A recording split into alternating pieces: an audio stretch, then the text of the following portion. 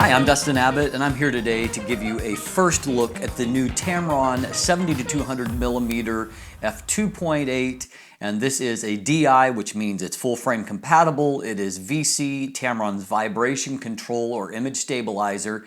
It has a USD or ultrasonic drive. That's a full ring USM type focus motor. And of course, this is the G2 version, the generation 2 of the lens. Now, as a part of my review, I will be comparing this lens to the previous generation VC lens and comparing it optically and features and all of those things. But I'll also be comparing it to the Canon 70-200 f2.8L Mark II lens. I really hope to be able to bring you a definitive version in my final review of a definitive review on this lens. I know that there are a few different reviewers that are out there right now that are reviewing the lens, but I'll do my best to cover all the bases as a part of this. I do think it's a very important lens, and the reason why I say that is that 70-200 f2.8 lenses are really the staple for a lot of photographers, from everything from weddings to events to portraits to even sports. And so they're just a very key signature lens in many photographers' kit, and so I want to cover it as thoroughly as possible. Now, I'll spare you the details of the unboxing. You can see it in high speed here, but really the key things that I want to emphasize as a part of that, kind of the interesting things in the box, is that number one, starting last year, Tamron started including for those that purchase new Tamron lenses one little benefit, and that is that there is a link to registering to get Adobe Creative Cloud, the photography plan, at a discounted rate. Now, a North American price, it's usually $9.99 per month for that plan, and as a new Tamron owner, it will be $7.99 per month. So, you know, not necessarily a big deal, but saving a few bucks every month, of course, is a nice thing. That's what I do. I use the Creative Cloud, and I think it's great to be able to have both Lightroom and Photoshop constantly updated, always the current version at a, you know, what I think is a pretty fair price when I consider what I used to pay for Photoshop. The other thing in the box is that now Tamron is including a felt-like sack pouch for the lens with a padded bottom. If you're familiar at all with Canon's L series pouches, then you pretty much know what this is.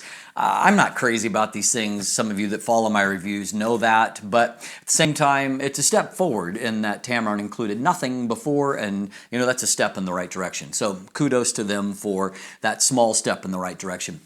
Now, when Matt Granger did his unboxing of this, and I've been following his coverage, although he reviews on Nikon systems, I'm interested in his feedback on the lens itself.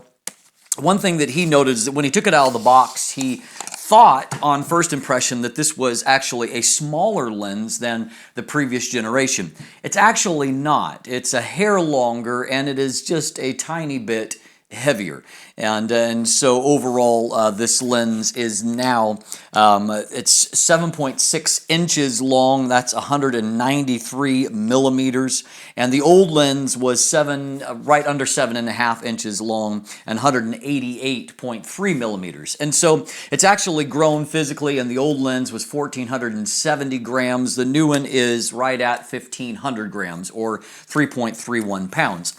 And so it has minutely grown, but I completely understand why he felt, looking at the lens, that it was actually physically smaller. Something about the design makes it look like a smaller lens overall, even though that it's not technically smaller in any way.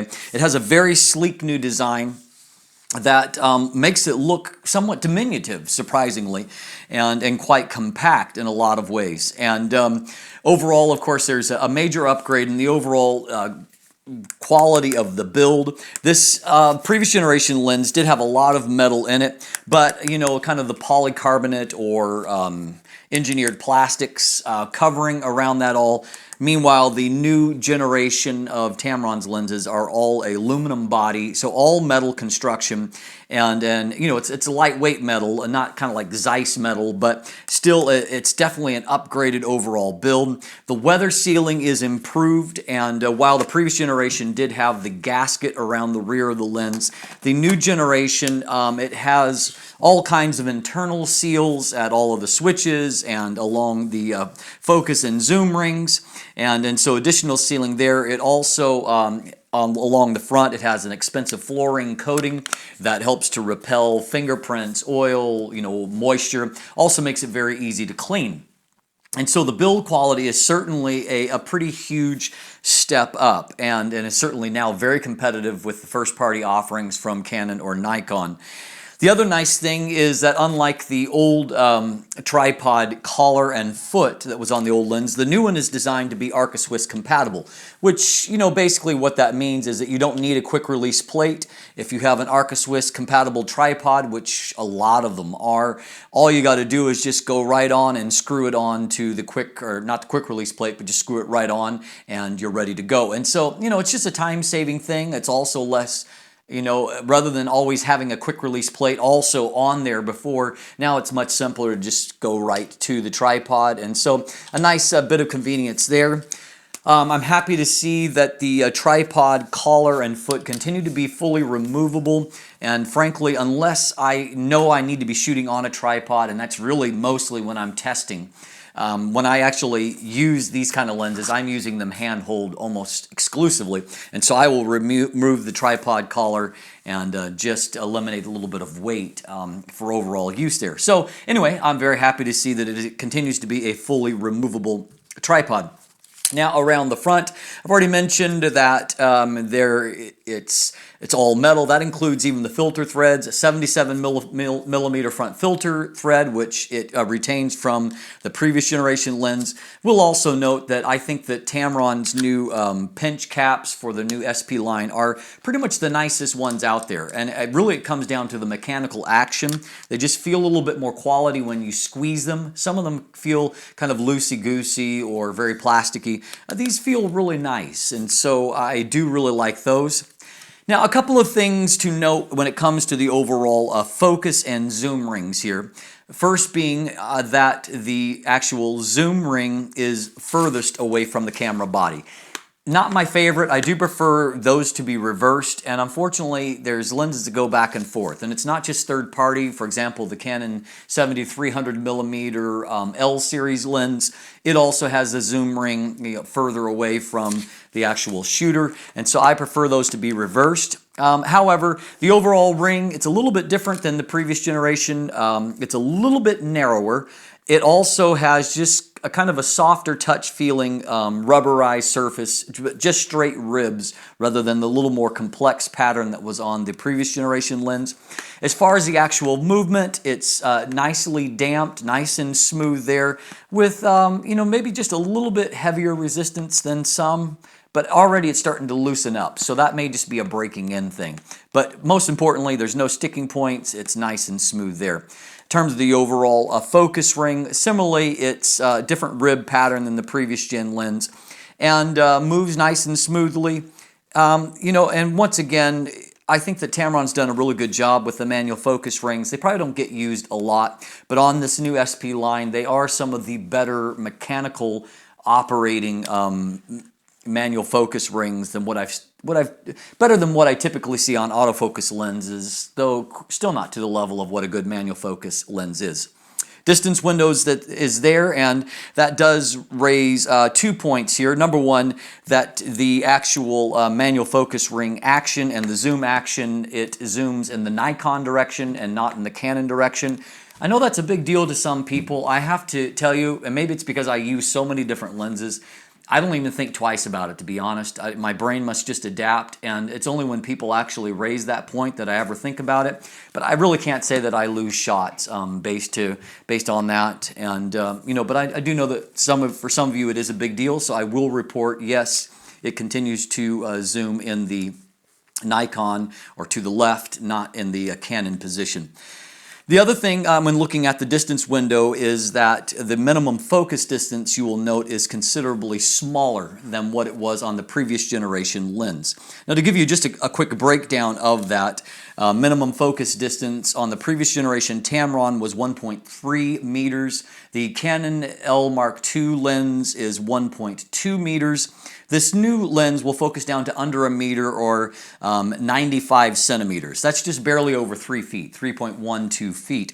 And so as a result of that, the maximum magnification ratio is improved. That was one of the serious weak points to me on the previous generation lens. It had a really quite poor 0.12 times or 0.125 times maximum magnification, which, when you consider how good, kind of the one serious strength of Tamron's first 70-200 lens, is it had a great reproduction ratio. And so it was kind of disappointing to go take such a huge step back in this lens. So the new Tamron, because it focuses down closer, is better, 0.163 times. That's a step forward of about 4 points. However, it's still about 4 points behind that of the Canon, and the reason is that this lens will do some focus breathing. We'll break that down a bit more when we actually look at the overall review. In terms of the optical formula, it is similarly 23 elements in 17 groups, and the Canon is 23 elements in 19 groups. However, this is a completely revamped optical formula, and I think we're going to find, because all the reports point me in that direction, that this lens is pretty fantastic optically. 9 rounded aperture blades, so all of those things are good, of course, overall.